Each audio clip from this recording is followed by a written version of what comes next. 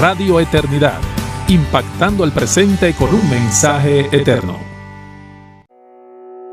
Hoy más que nunca necesitamos la capacidad de un pensamiento crítico y exhaustivo, basado en la palabra de Dios, que es inspirada, infalible y sin error.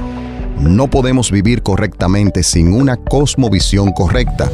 Pensemos bíblicamente, el podcast con el pastor Sugel Michelén. ¿Cómo puedo descubrir cuál es la voluntad de Dios para mí? Antes de responder esa pregunta, es extremadamente importante que distingamos dos aspectos de la voluntad de Dios. El primero tiene que ver con los decretos divinos. Dios decretó crear, Dios decretó salvar en Cristo.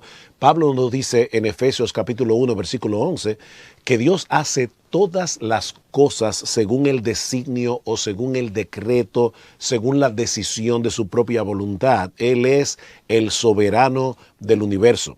Y esos decretos de Dios, algunos de ellos son revelados en las Escrituras, porque Dios ha querido compartir su mente con nosotros en su palabra. Dice en Deuteronomio capítulo 29 que las cosas secretas le pertenecen al Señor, pero las reveladas son para nosotros. Ahora, la Biblia también usa la expresión la voluntad de Dios para referirse a lo que Dios quiere de nosotros, cómo Él quiere que nosotros vivamos.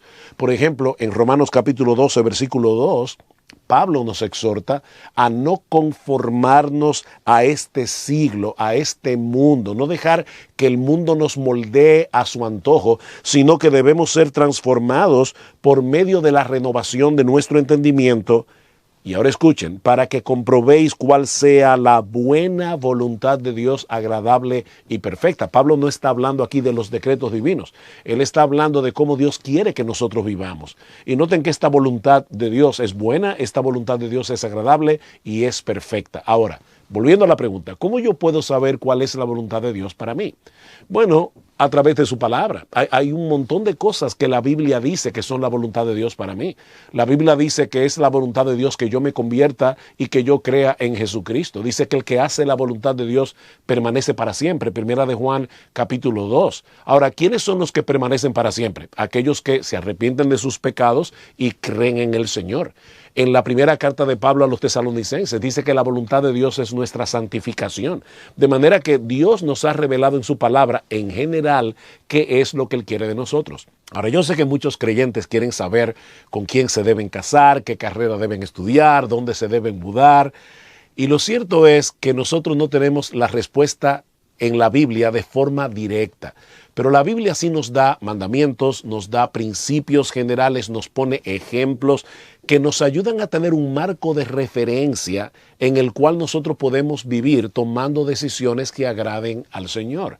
Cuando tú tienes una mente informada por la Escritura, cuando tú te estás dejando transformar conforme al carácter del Señor Jesucristo, en una forma casi intuitiva, las decisiones que tú tomes van a ser conforme a la voluntad de Dios.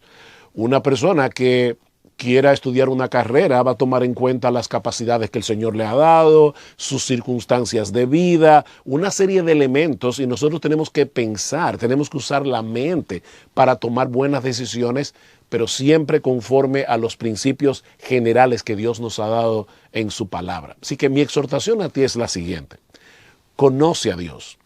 Empápate de su palabra, empápate de los principios, de los mandamientos, de los ejemplos que Dios nos ha revelado en su palabra. Déjate transformar por medio de la renovación de tu entendimiento y es muy probable que Dios te esté conformando a esa persona sabia que a la hora de tomar una decisión, va a tomar una decisión que es conforme a la buena voluntad de Dios, que es agradable y que es perfecta.